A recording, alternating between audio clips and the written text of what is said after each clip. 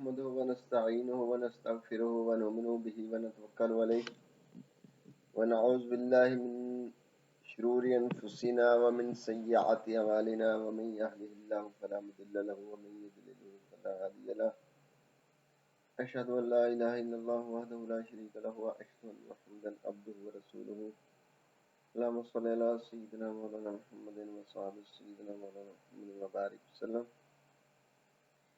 بخاری شریف میں ایک حدیث مبارکہ ہے جس کا نمبر 3470 ہے۔ آج اس کا مفہوم جو میں آپ کے سامنے رکھنے لگا ہوں کہ بنی اسرائیل قوم کا ایک آدمی تھا جس کے بارے میں نبی پاک صلی اللہ علیہ وسلم نے ہمیں خبر دی ہے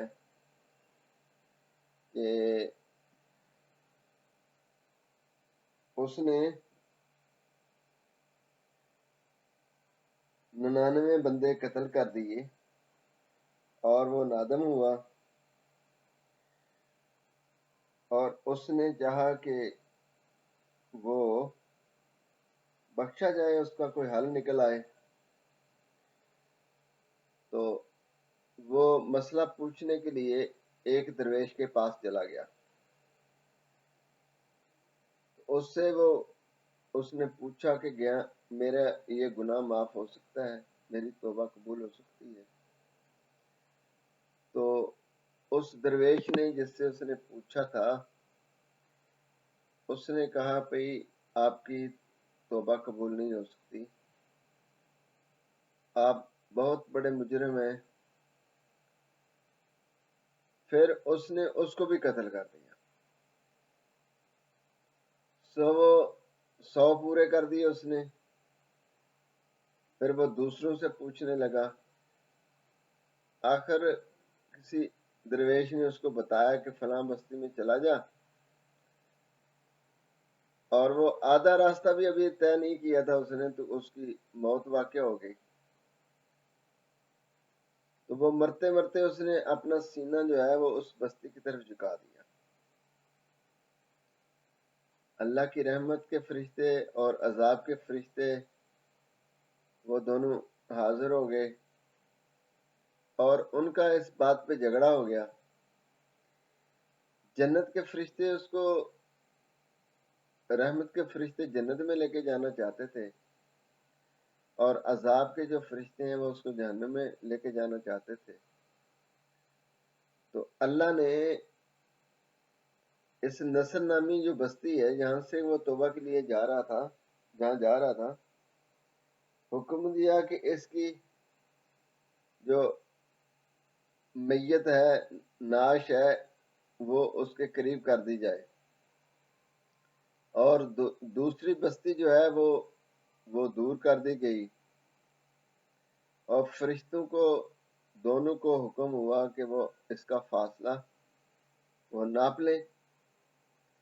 تو جب فاصلہ ناپا گیا تو وہ جس بستی کی طرف نصر نامی جو بستی ہے نصرہ، وہ قریب نکلی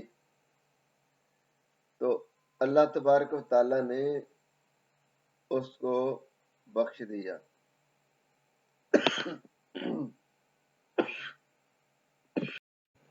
اس حدیث مبارکہ میں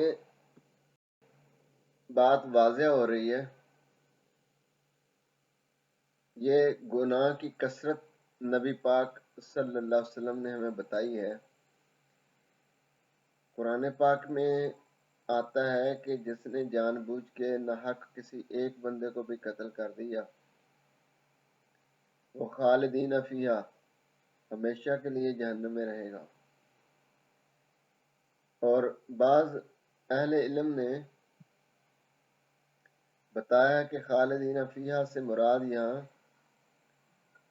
ہمیشہ ہمیشہ کے لیے جہنم نہیں بلکہ بہت زیادہ مدت کے لیے، فیہا سے مراد یہاں بہت زیادہ مدت ہے، وہ اللہ کے علم ہی ہے کہ وہ کب اس کی بخشش ممکن ہو سکے گی۔ یعنی جان بوجھ کے جو کسی آدمی کو ناحق قتل کرتا ہے، ایک آدمی کو،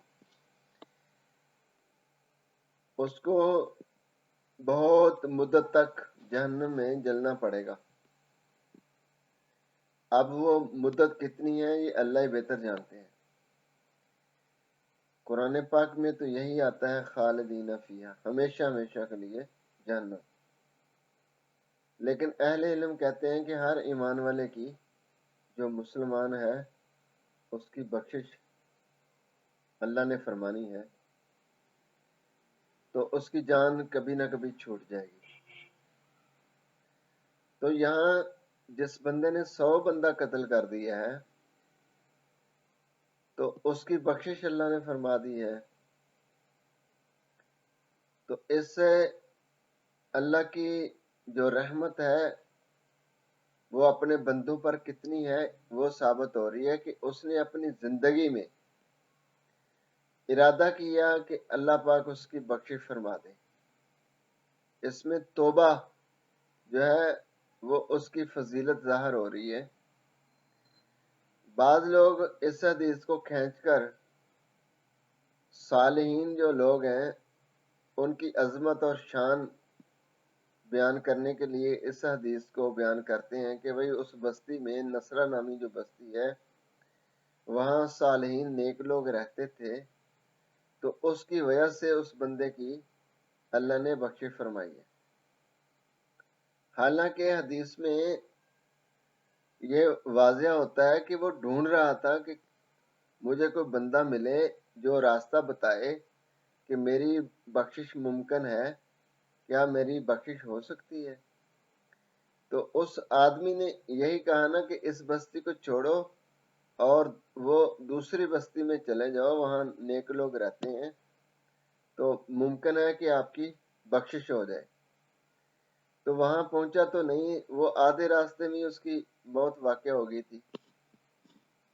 تو اس میں دو چیزیں پھر جمع ہو گئیں، ایک نیک لوگوں کا نام کہ ان کی میت کی خواہش، اور دوسرا اس کی توبہ کی نیت کہ میری اسی طرح جان چھوٹ جائے اور اللہ کے حضور سے مجھے معافی مل جائے۔ تو ثواب خواہ کوئی بھی بنے، اس کی توبہ سبب بنی یا نیک لوگوں کی بستی سبب بنی جہاں وہ جا رہا تھا، تو ہمارے سامنے تو یہ بات آئی نا کہ اللہ تبارک و تعالیٰ نے اس کو بخش دیا۔ اب سوال پیدا ہوتا ہے کہ بھئی ہم اگر بہت زیادہ گناہ کر لیتے ہیں